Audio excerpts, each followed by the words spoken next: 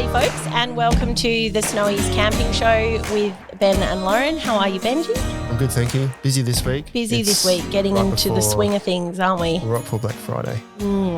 So we've got a guest with us today, but before we get into it, don't forget to subscribe wherever you're listening to your podcast, and also head over to the Snowy's Camping Banter group on Facebook and join the conversation that's happening over there. I'm actually really excited about this interview. Me too. Yeah.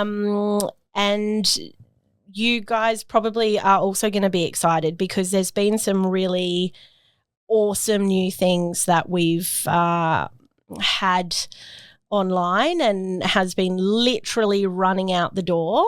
Do you know, I just want to jump in there. I've realised just in the last day that we introduce these episodes as though we don't know, as though we think the users don't know who we're talking about. But the title of the episode gives it away before they've ever watched it. Oh, my, that is true. So we've got this suspense thing. We're about to reveal who we're interviewing, and I realised during the week, well, they already know because we've called. Do you know what? That is so true. Anyway. So let's just cut to the point. Sorry, guys. We're 4.5 years into this, and we still have just occurred to us. Just had that revelation. But right. Anyway, let's introduce our guest. Introduce our guest. Mack, should we call you Mack, or what do you prefer from Joolca? Yeah, Mack is good, thank you. Beautiful. How are you going today, Mack? Very well. It's good to be here. Awesome. So, give us a little bit of the backstory on Joolca. So I know when I first started working at Snowy's, it was probably about 6 or 7 years ago now, we used to get quite a lot of phone calls from people saying, oh, do you have Joolca? Because we had at some stage in the past when you guys were just doing like a hot water service. And then we haven't had you guys in our range for a really long time. So for a lot of people, Joolca might be a relatively new brand, especially with a lot of the new products you've got dropping recently, but it's actually not, is it?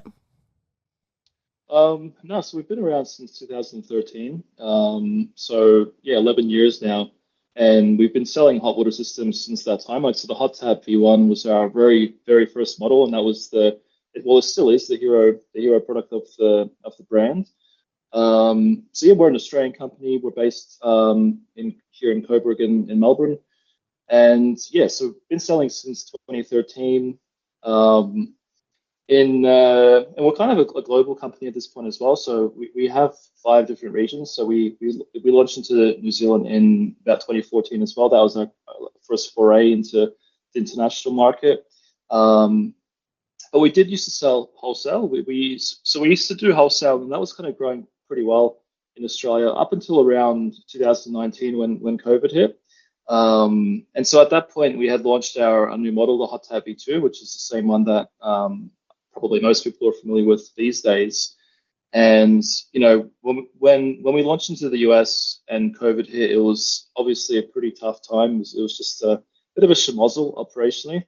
And what we struggled with was just staying in stock and the supply chain in general. So we did actually exit wholesale. We made a decision at that point to go exclusive online, and 2 reasons. One is because we couldn't serve both channels well. We couldn't do D2C well and wholesale well because, you know, if we have stock allocated for online, wholesalers also want it, and vice versa. So that was one kind of key element. And then our rationale was, well, we're selling into the US, we're selling into New Zealand, all of that was exclusively online. It's just easier for us to focus on that during that period. So we made an exit during that period, and that was probably until about 1.5 years ago. We sort of decided that, hey, we think we're ready. We think it's time to start building those retailer relationships again.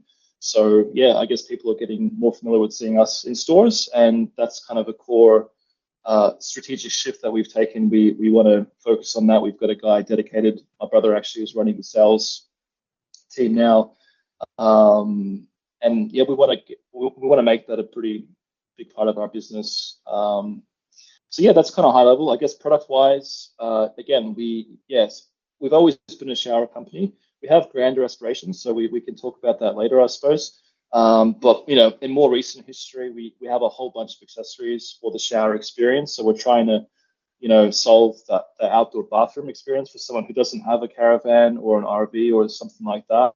So we think we've pretty much got there. Like we have a whole bunch of things like the shower base and the tents and ensuites and stuff like that. And then the most recent product is the GottaGo toilet, which kind of completes the bathroom experience. We knew for a long time that we wanted to have a toilet product. It made complete sense for us. You can't have a bathroom really without a toilet. But yeah, it took us a while to sort of figure out how we want to do it.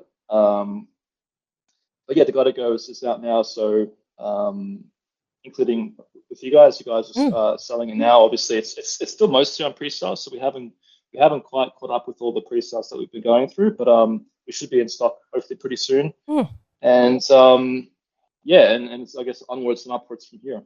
We're pretty excited. Well, we were when we saw Joolca come back on the list of products our buying team were looking at. We got pretty excited because I know your V1 shower just works. Your V2 just works, and that seems to be the case for all of your products. It's well thought out.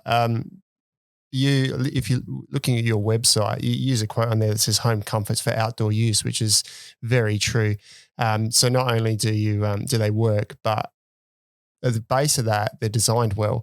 And is it you that was you've got an engineering background? Is that where it all started and how your products, like, it's not just a Me Too product, I guess what I'm trying to get to. You guys have designed it from the ground up for the most part? Yeah, so I think one of the core things that we want to do differently is be innovative and kind of introduce something new to the market, because ultimately I think that's the only way to grow a brand for the long term and to be truly successful. But my background is as an engineer, but actually civil engineering is what I did at uni. I haven't worked a day in my life as a civil engineer, so I won't say it's useless, but on paper, it's a pretty expensive piece of paper, I suppose. And all of my other brothers, who we also mostly work together, also civil engineers, which is kind of, I guess, interesting. I suppose we all copied the oldest brother. But the point being is, we like the design sense and the design elements that you see, and the industrial design in general is thanks to us making a decision pretty early on to partner with professionals. So we have a team of professional engineers and designers who make sure everything not only is the engineering and like the thoughtfulness is there, but also it's just designed well and it looks beautiful. Like, that's really important to us. So your shower was your V1 shower was your first product. What made you go from being at uni, you're a civil engineer, to being, I'm going to make a portable outdoor camping shower? Where did that idea come from for you? Yeah, okay. So I've been pretty entrepreneurial and I guess entrepreneurial is the right word for forever. Since I was in high school, just mucking around with different types of products and importing various things from China, and just trying different things. It's all very amateur. But the point is, I was pretty familiar with that kind of life. And it kind of, my dad's similar and some of my brothers have done similar sort of things. So that's the backstory. So, but at uni, to pay the bills, I was doing a bit of hustling on eBay. I would kind of find old gas appliances, kind of tidy them up, refurbish them, and kind of on-sell them. So that was through that work, I kind of came across a bit of a niche, a bit of an opening for a portable version of the appliance. And then, long story short, I was familiar with manufacturing and finding suppliers in China. I was able to do that. Found a supplier, and we still use the same supplier to this day. The same people who made the very original V1, the same people who make the current V2, and a lot of our future products that are coming out as well. But yeah, it's kind of weird because I didn't start the business maybe in the traditional sense where you have this grand idea, then you have a mission and purpose, and then it's top down, and then you build a really wonderful business around that. It really came from just a single product that at the moment, back at that time, it was just to pay the bills and to have an income. But then it just grew bigger and bigger and bigger. And, like if you asked me back then, could Joolca be what it is today? I wouldn't have thought so. So like based on the one product, we figured out what we're actually doing, like what is the purpose, what is the mission, kind of almost reverse engineered it from what we were doing and the impact we were seeing that our products were having. So yeah, it's been a while, long journey. So where do the ideas come from though? Oh, the shower makes sense because there was never really anything out there, and people who don't want to go camping love to have a hot shower. When you've got a toilet, you've got a hot tub. I mean, if you take the toilet, for example, there's toilets in the market already and they work. At what point did you guys go, we need to do that better? Or where did the idea come from to make that better or different? Because it's really hit the market sprinting, that toilet. We can't keep up.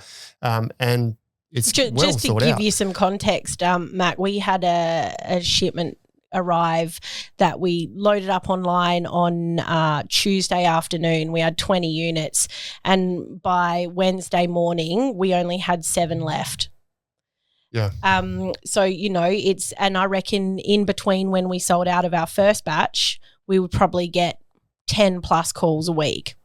So that's great. Yeah, nice. It's so great. And I mean, let's sort of move on to the GottaGo, I guess, because that's where we're going there organically. But when I first saw the toilet, when Ben was like, check this out, Joolca's new toilet, I was like, I want one.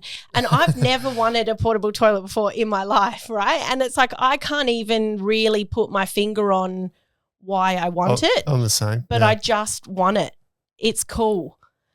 So there's comments on the videos like, who thought a toilet could be so interesting? Yeah, because it's like obviously portable toilets exist on the market already, so why is yours so great? I've been thinking about it a lot actually. So where did the idea come from though? Like you sat there and you go, yeah, we can do that better and it's going to be popular. Well, I mean, first of all, we're best known for showers, obviously, right? But we don't want to be just known as a shower brand. So we want to I guess the filter we use is the sort of problems that people have when they're outside, outdoors, camping, whatever it might be, the sort of comforts of home they miss. Like we think that's a potential Joolca product, right? So it's like people miss having a hot shower, I suppose, refrigerator, a sink and hot water, a faucet that can dispense drinking water. So all of those things we think potentially could be Joolca products in the future. The toilet was a pretty obvious one. We knew we wanted to do a toilet. And obviously the challenge was like, how can we do a Joolca toilet that stands out, that is different from what's on the market? Like obviously toilets have been around for ages. Chemical toilets are pretty ubiquitous. There's a number of brands who do it very well. We knew we didn't want to do a chemical toilet. So we did a bunch of research into the market, and we spoke to people, and we found that there's broadly 2 groups of people. Like there's a group of people who have a chemical toilet, and people who have a chemical toilet think it's okay. They don't mind it. Like they don't love the idea of a chemical toilet, but it does its job and it's relatively reliable and all that. So they were pretty happy with it, which we thought was interesting. There were still some pain points, like the biggest issues that most people that we spoke to had were they fill up pretty fast, and emptying it is a pain. And not just in the sense of like going to a dump point and emptying it, but like you have to take the toilet with you somewhere, maybe put in your car, you've got to find a dump point, maybe it's not close. Like the whole process was a bit involved. So that was one group of people, right? And then there's another group of people who just don't have a toilet, don't have a chemical toilet, and they're like, for some reason, they're just opposed to it, and they don't know why. They can't imagine themselves owning one. Probably like yourself. Right? Yep, that's me. Me too. and you guys. And that was a much bigger group of people. So like, first of all, we wanted to make a toilet that like, is there a way we can make a toilet that this second group of people would find attractive and want to use, right? That was probably the bigger directive. But then also, can we make one that solves the, like, can it enable someone to use it for longer before emptying? And can we do something with this whole emptying process? So that was like the genesis, and we thought, well, we came up with some designs, and we thought, yeah, we think this is an option. There's ways we can do this better, and obviously, our toilet, the main way it differentiates itself would differ is is the separation, right? The separation gives us quite a few options, but the fact of separating the urine means that you kind of solve the problem of it having to be filled with urine and getting full pretty quickly. But then also it opened up the other option of having an eco kind of cassette where you don't have to use any chemicals at all. You can kind of have a nice bag toilet, basically. People can use it for composting. I know that's a bit of a contentious point because people will say it's not really composting. But the point is you can use it in different ways, and people are probably a lot more, especially the second group of people who didn't see themselves as chemical toilet users. They can see themselves as bag toilet users, right, or composting users. That's just a lot more palatable to them. And so yeah, that's kind of how it happened. And then we have a number of innovations there as well, small details. I think one of the reasons why you guys probably like the toilet, and it just looks sexy, right? For a toilet, it looks nice. Again, testament to the guys, and this is not me, but the guys who design it, like, they're brilliant. It looks like a nice product. And it's stable too. Like, it looks stable, and like, it is big, but it looks stable. It looks solid. It looks, I don't know. You want to sit on it. I think one of the big things for me is the amount of water it doesn't need. Yeah. You need to put 12, 10, 15 litres of water in a flushing toilet, but I think you put 2 to 3 litres in this one for the chemical cassette, and you're good to go. It does mean you need to use your little Pooca to clean the bowl, which I think there's a few comments on that to start with. Like, I've got to use that to clean it. You go, well, it's novel, right? It's different. Just wrap it in toilet paper and give it a clean. We had I mean, the way the Pooca came about was because, well, we found that, sometimes when you try and dispose of the toilet paper, it would get stuck, and how do you push it through the hole, right? And actually, we would, if you're camping, you'd go and find a stick somewhere, and you'd have like this poking stick, and you just keep that in your tent. So we're like, well, why don't we just make something that's actually nice that does the same thing, so you don't have to go and find a bloody stick. And so we did, and it's it actually works pretty well. But that was one of the things that we were kind of concerned about, if people would resonate with the whole, because, everyone flushes. To them, it's that kind of mental thing of you're cleaning, it's hygienic. So it's that mental association. So we had to try and convince people that our way is good enough, or at least enough for them to give it a crack. Because if you're using the Eco Mode toilet, you're using bugger all water. It's just, you give it a few spritzes. But yeah, I mean, that's why you have so many benefits there. We've done well with the design. I think you certainly hit that group you were talking about outside of the regular toilet users, because it's certainly one that I did immediately think, how can I fit this into my camp setup now? How does that pack in my vehicle? Which is probably the only downside, is that it's still a big, chunky thing to pack. So if you could make one that packs down really small, that'd be great. So we'll take that on board. That's sort of a good segue to my next question. Is obviously you've talked a lot about bringing those creature comforts of home, like, into the outdoors to really improve your experience.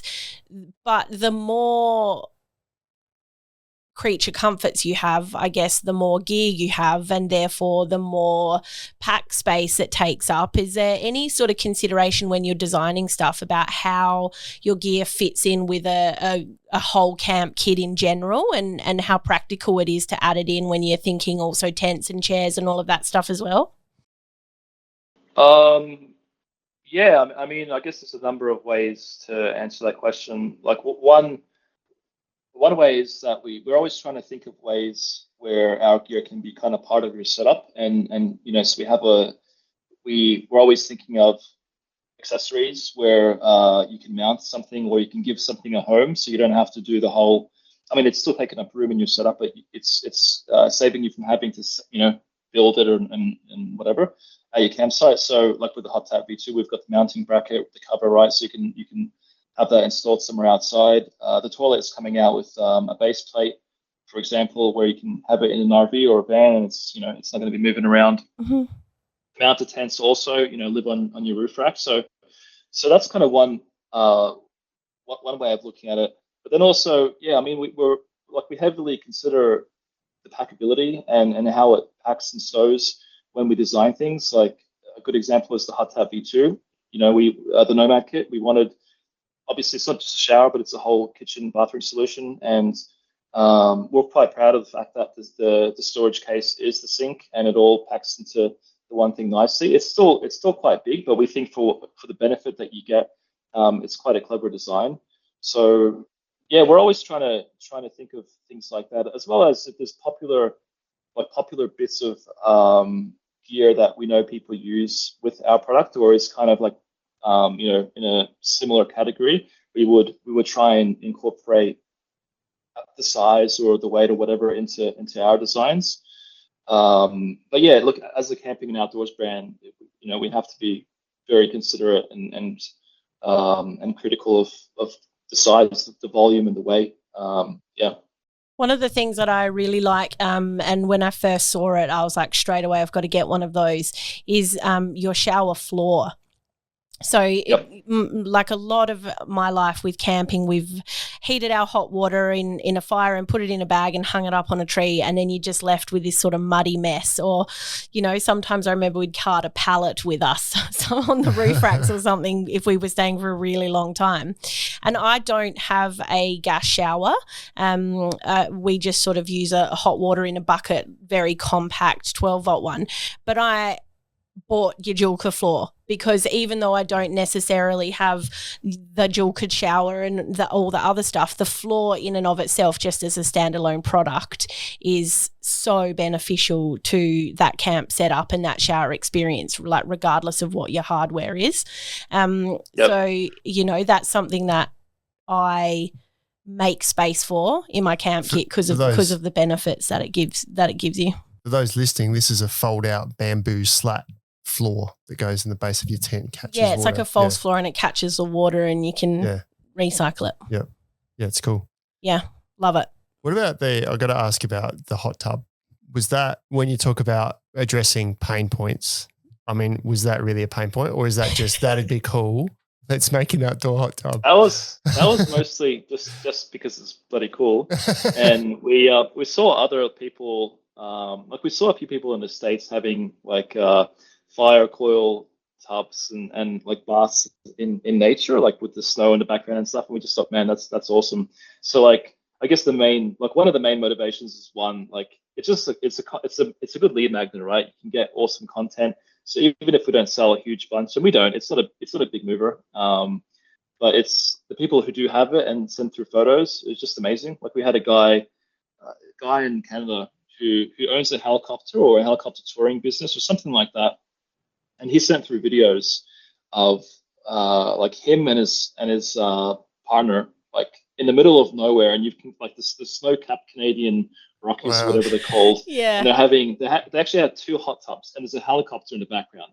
So it's like it's just unreal. Yeah. So that's really cool. But then also the second thing is like we know the hot tub's pretty expensive, and we know that over winter, especially in the US, a lot of people don't go camping because it's too cold or whatever. So we thought like, well, what are some things they can do with it? Like obviously, we get a whole bunch of people who we know use the hot tub during renovations or during emergencies, things like that. So we like the idea came from that kind of direction where we thought, well, it's actually a good product for your backyard.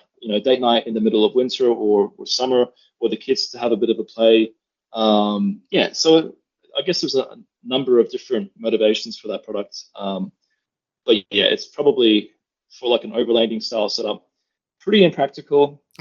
having said that, we have had the same feedback from people who've got big RVs, like the grey nomads who have this massive RV and they're very comfortable. But one thing they're missing in that, home on wheels is a bath. Like none of them have baths, right? So it's fairly common for people like that to have this, and they might run a bath once a week and just kind of have that home experience. So yeah. Awesome. I've got a question too about sort of quality control and troubleshooting, I suppose, mainly with the showers, because I know in the past there's a lot of versions of hot gas, sort of gas operated hot shower units, and they're often finicky and troublesome to work and to operate. And I know we've had customers say, I can't get this to work, or, it cuts out. And there's support lines for certain brands. I know with the Joolca Hottub, we did a normal videos on that recently. And the only time I scratched my head was when it turned off and I realized it was just a safety feature that it reached a certain temperature and the gas cut out, which it's supposed to do. I turned it off, turned it back on, and it was fine again. I didn't actually have any dramas, but I know some other units I've used in the past, I've had issues, and I'm thinking customers probably have that as well. So how do you go about the quality control to make sure each of these units work? Because there's a lot of things coming together in that unit with heat cutout, safety features, the gas and the electricity side of it with the piezo ignition, identifying water flow, all of these things inside of that. How do you make sure that each of those units is going to operate from the factory, and how do you go about troubleshooting if customers are going to have a problem at all? Yeah, okay. So at the factory, every unit that comes off the line is fully tested. So it's tested with water, with gas, like in a real situation. Obviously, it's on a production line, but every unit is tested. And so we have like little bungs on the Hottap V2 you might have seen. And then if you take them off, a little bit of water comes out. So sometimes people think like, is this used? No, it's not used. It's just that they actually test with water on the production line. So that's, so every unit is tested, and then every a smaller batch of units per production run it goes through a very extensive test where they test for like the combustion efficiency, like the combustion gas ratio, water flow, like all of this, the very specific touch points that we have are tested. So that's on excuse me, that's on a production line. But like I think before that, like a lot of the work to avoid issues is in the design of the product, and so I'll give you a few examples. With the Hottap V1, we had a fairly common issue we had with the unit was the battery, like the unit not working at all. Like you try and run it, and no power comes on at all. And the reason was the batteries aren't making contact, because the battery box was kind of, I guess, not designed as well as it could have been. So the battery, like if you had big batteries, they were a bit too big, and they wouldn't really sit properly against the metal terminal at the bottom. So that was a fairly common issue, and we would have to just tell customers to take the battery out, use a smaller battery, or push it in, and it would solve the problem, right? But the way we solved it permanently was just designing a complete new battery box. So the one that we have now is it's like kind of foolproof. It's much bigger. It suits any size battery. It's click in, click out. You can't get it wrong, right? So there's a number of things like that we've done with it, because we've been around for so long. We know what all these issues are. We've been able to design them out. Another one was like flow rate. If the flow rate was too low, it wouldn't trigger the ignition because there's a flow sensor. So we made sure that our pump is big enough. In the past, if you didn't have a good filtration system and you're pumping from a river or a creek, it would get clogged up. It would reduce the flow rate of the pump, and then the Hottap wouldn't work. And people, is it the Hottap? Is it the pump? It's really hard to troubleshoot that and diagnose that live. So we try and eliminate that as much as possible. We have the filtering system now, the suction filter. It does a pretty good job of filtering out the big things. So, I mean, there's probably a pretty long list of examples like that, like tiny little details that we've made to the product to try and eliminate as much of those kind of niggling things as possible. But then to answer your question, like if, obviously there are still going to be issues. We still have a CS team. How do we troubleshoot it? Well, the CS team is really good. That there's a very strong process, and it has to be pretty process driven. Some customers might find it a bit annoying because maybe they think they know what the problem is, but the CS team, they're pretty methodical. They'll go through a list of things that it could be in an order of priority of which they think is the right one. A lot of videos and content to kind of help people self-diagnose. And possibly the biggest thing that we would just ask customers to do, if you have an issue, send a video of what's going on, describe your setup, and then like we've seen it all. So I'll send that through, and we can know pretty quickly if there's anything obvious. Sometimes, like every product, there is a genuine issue. We're pretty good about just sending a replacement very quickly. But yeah, that's the general gist of things. Yeah, but like I think that the core thing is design. Like we try and design our issues as much as possible. Do you so you've got your V1 and your V2. Do you think to yourself, like you were talking before about your battery box or some little things that might come up and you think, oh, they might need to be reworked? Do you ever do those reworks as inline changes from batch to batch, or do you usually sort of keep them aside and do it as a V3? Or how would you do it? So when Hottap V1 came out, like probably the first 15 or 20 containers of product, everyone had a change of some sort, and it was because we were learning so much, and it was all so new to us. It was all very quickly. By now, like we don't the changes for the Hottap V2 are much less frequent. If there is a change, it's always inline though. We like if there's a small thing or a small tweak, like we would try and prioritize to have that rolled out as quickly as possible without waiting for a batch change. So like with the GottaGo at the moment, we're kind of going through that. We're learning a lot. There's a bunch of small like improvements that we can make. You know, there's no big problems, but small improvements, small tweaks. That's all being rolled out live. So like, you know, right now we're trying to push out all of the pre-sales, but anything new that we've got, as soon as it's live in the tooling, it goes into production. And yeah, that's sort of how we operate. So you mentioned earlier as well that you, take in a lot of consumer feedback. When you are looking at doing those little upgrades or tweaks or that refining process, what's your sort of main source of customer feedback? Where are you sort of getting all of that? Are you looking, other retailers and product reviews and everything, or are you just sort of thinking of in-house what you're gathering when people were contacting you directly? Do you mean like regarding our products? If we have feedback on your products from Joolca customers. Sure. Okay. So probably a few places. One is reviews. You know, you get reviews coming in. We pay attention to the negative ones. Anything less than 3-star, we have a process where we try and deal with it. We call the customer up, or we speak to them, try and drill into what the root cause was. So that's kind of one. We have the CS team also has a process where if they're noticing the same sort of complaint or noticing the same sort of feedback, that always gets relayed to the product team as well on a weekly basis. So that's a big one. And then we have also a Facebook community. I'm not sure if you guys are aware, but a pretty active Facebook community. It's got like 32,000, I think, members at the moment. And that's, you know, people post everything, obviously how they're using the products, but also if they have any issues, any feedback, suggestions. Like I'm in there basically every day. So I've got I like to have a finger on the pulse when it comes to product and customer feedback. So I often know what's happening before the CS team and before reviews come in, which is great. And for now it's still fine, but it's getting pretty busy.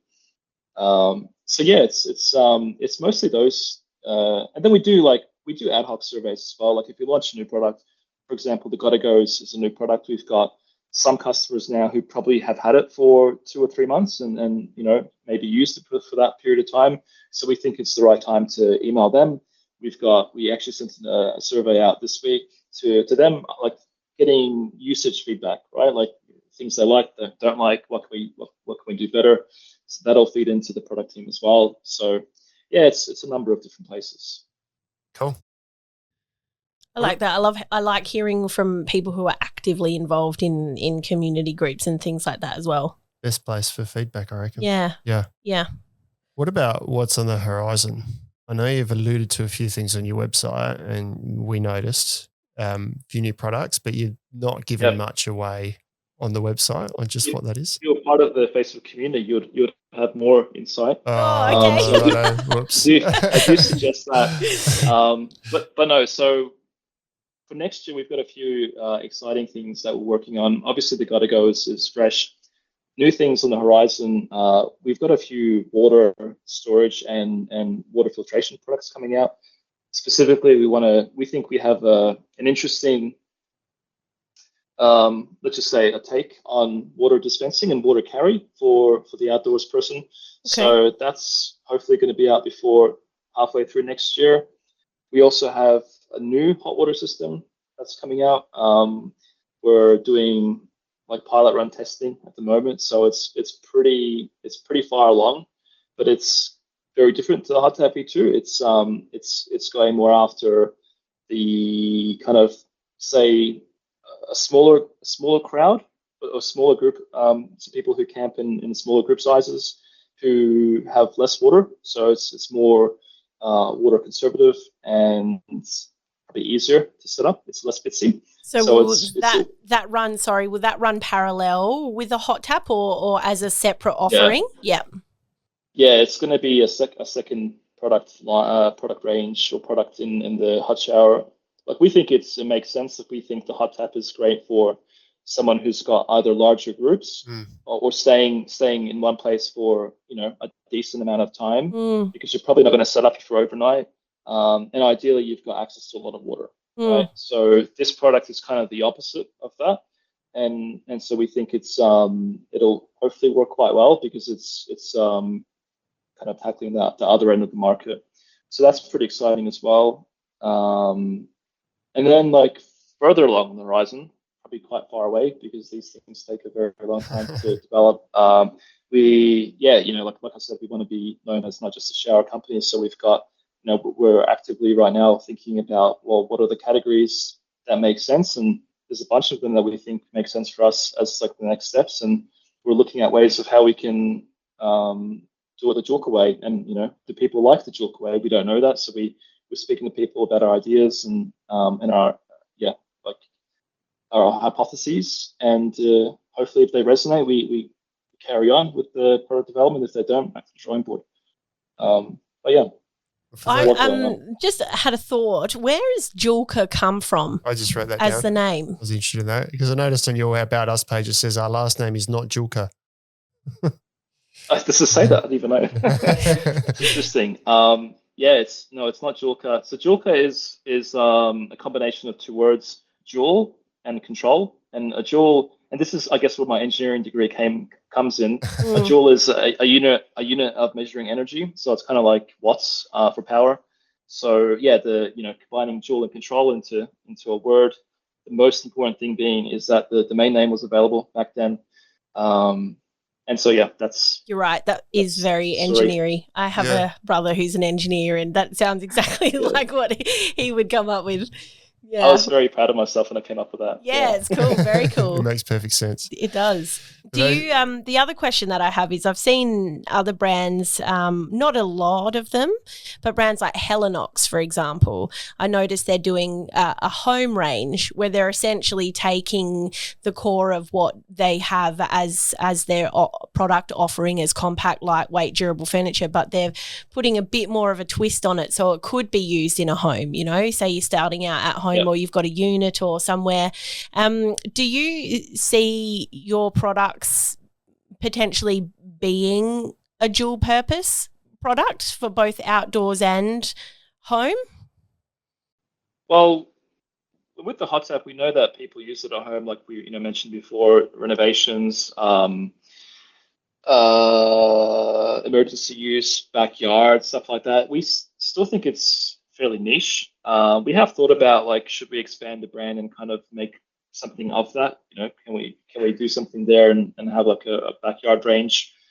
I guess it's an option still. Like, we've got our hands pretty full with what we're doing, so maybe it's not been a priority. But it is something that we've talked about probably a fair bit this year. Is like, where do we go? Where do we take things? But it's at the moment we're kind of, well, we don't know. No solid plans. Cool. For those, just take a step back. For those who, like myself, who aren't in the Facebook group, the exciting thing that I saw mentioned was tent heating on your website. You mentioned that, so which is yes, that is exciting. I don't know, because that's something people ask about all the time. Is a good tent heater, and something that many products seem to have a lot launched of brands with excitement and then given failed. it a crack, and they're shocking. Yeah. So when Joolca said we're looking into this, everyone goes, well, that'll probably work then. What are they going to do? Yeah. Well, actually, that's a good. I mean, I completely forgot about that. But that's actually that's coming along as well. I mean, these products take so long to make because obviously it's it's an engineered sort of product, and gas also adds complexity because the testing and compliance is such an involved process. But yeah, we're working on a tent heating solution. Like a ducted heater, kind of like the diesel heaters, but we think we can do things a bit better. So there's a few different interesting, we think, approaches that we're taking. So yeah, that's on the horizon, and hopefully I am familiar with some of the other products and we've tested them. I think the idea is good. Execution maybe not ideal, especially for us being pretty big in the US in terms of how big the US arm contributes to the group is pretty important to us. US is pretty important, and obviously Canada and UK. What I'm getting at is that they have pretty harsh winters. So for us to do a tent heater, it has to be pretty bloody good. And it has to satisfy people who camp in 10,000 foot elevations in the snow. So it's going to be that kind of product, we think, where it's capable of being suitable for someone in that situation. And we want to I think in Joolca fashion, we're going to be focusing on integration. How can we make it as nice to integrate, especially with someone who's got a rooftop tent? We think that's a pretty big target market. So yeah, those are the sort of things that we're thinking about. We spoke about the gas certifications, or the process with getting things across the line with gas official gas bodies. AGA, and I'm assuming America and other countries have similar bodies. Is that a headache? I've heard that the Australian Gas Association are quite strict and it can take a long time to get things over the line. But what is your experience there, and is that a hold up for a lot of what you do? Well, I think first of all, the Australian, it's all for safety, right? So I think ultimately it is important to do, and it kind of holds everyone in the supply chain and all the brands accountable, right? So first and foremost, it's important. It is a pain though, and it does take a long time because you have to pass testing, and if you don't pass testing, then you have to go through a process of trying to figure out, well, what's the root cause of why you didn't, and then you prototype and you try and fix it. And these things take time because you're testing things in a lab and you're dealing with wind and rain and all these simulations. So it's not like you can design something in a software and you can click a button and see if it works. It's all physical. So it does take a long time. And there's a frustration as well with different countries having different rules.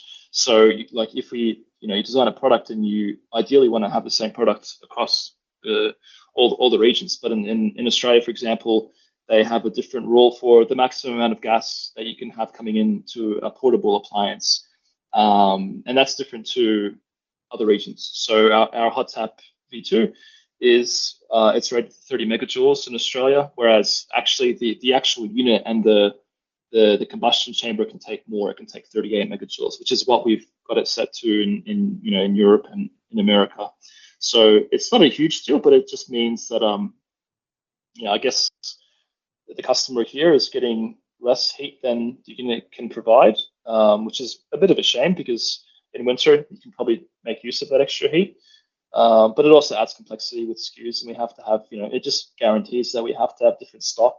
The components have to be different, so we can't share components across different regions. So just all those little touch points add complexity, which it'd be nice to not have to deal with that, but it is what it is. Yeah.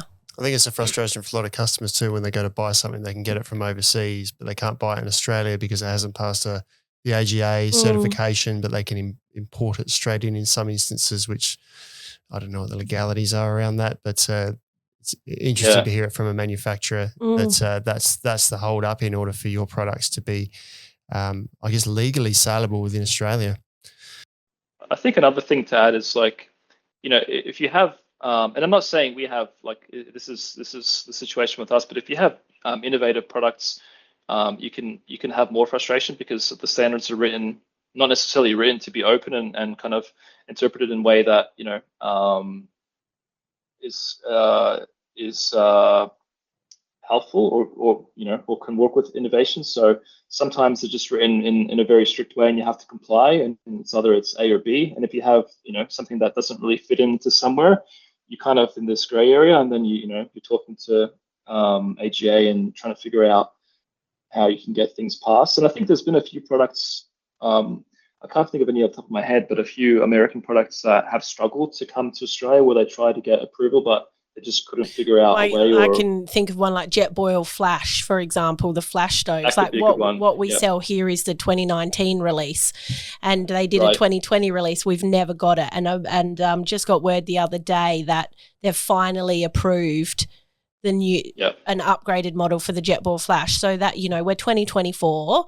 The models that we're selling are 5 years old if you're comparing with the US market, but we just can't get them here. So Jetboil Genesis stove, I think it took nearly 3 years to get that through. So it is definitely something that does affect international brands wanting to import here anyway. There's a the little green canisters, right? Like they're all single use and you throw them out. In the US, they've got a few products where like you can actually refill them. There's like a refilling system.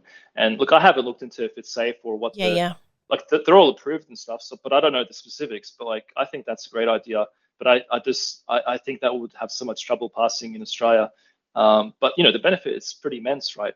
Like how much landfill would we be saving if we had that kind of ability? Yeah. So because they're a solid little canister, they feel like they should be refillable. Those things that they don't feel like they're made to be a one use. Item. Single use. Yeah. And it's a confusing topic when people say you can refill it. They've bought an adapter from overseas to do it, but we can't sit here and say that's fine. Because we don't use it, folks. That's what we can say. But but it's all for safety. So I guess correct. We gotta follow what the AGA says. Beautiful. I reckon I'm out of questions. Yeah, I'm out of questions. Have you got anything else you want to add, Mac, to Joolca? Tell anything interesting, exciting for our listeners? I don't really know. I mean, you kind of put me on the spot. Sorry. Apart from, not really. I mean, if any of the listeners want to like stay in touch and learn more, like I think the community is a good spot because we, like I said, we do share a whole bunch of things. We try and be pretty transparent about what we're building, and even if it comes to like recently, I made a post about a GottaGo bag that we're finalizing. So we want to get feedback, even about colors or just little odds and ends like that, which is cool. We have exclusive. Sometimes like we have giveaways or some kind of promotion. So it's a good, like if you're, if people are interested, I think it's worth joining. So that's pretty cool. Otherwise, I mean, sweet, nice. I think that's it. Yeah. Yeah. Awesome. Well, we're excited about this. I think our listeners are going to be joining the Facebook group. We'll join the Facebook group. We might invite you to join us. Are you in our Facebook group, Matt? Yeah. I think I am. Oh, well, that's all right then. Yeah. Okay. Well, that backfired. Caught out twice. Anyway. Well, thanks so much for your time, Mac. Really appreciate it. It's nice to learn a bit more about Joolca and hear about even more exciting things on the horizon. Especially when their products that just work and easy to sell and easy to talk about. You're nothing to hide. Yeah. Yeah. Thanks, Matt. Cool. Take it easy. Thanks for your time. Thanks, guys. Cheers. Bye. Another episode. Down. All right, folks. Well, we will see you next time. Not much longer. Not many more episodes left now till the end of the year, is there? No, we're a bit frazzled at the moment because it's been Black Friday and we're all flat out. And Christmas, and so we've literally dropped tools, come in here to record. And I know I said sort of the last episode that we did, which was on the gift guide, I was like, I can't believe it's this time already, because I genuinely can't. Like, I don't know about you, but I just feel like this year has absolutely flown by. Yeah. I cannot believe it's Christmas in less than 4 weeks. I looked at some photos that come up on my, how Google comes up and says, this is a memory from a while ago. And I went, that was only 2 years ago. No, it was 3 years ago. And wow. Holy cow, that's crazy. Yeah. Anyway. We'll catch you next time, folks. See you for next episode. Bye. See ya.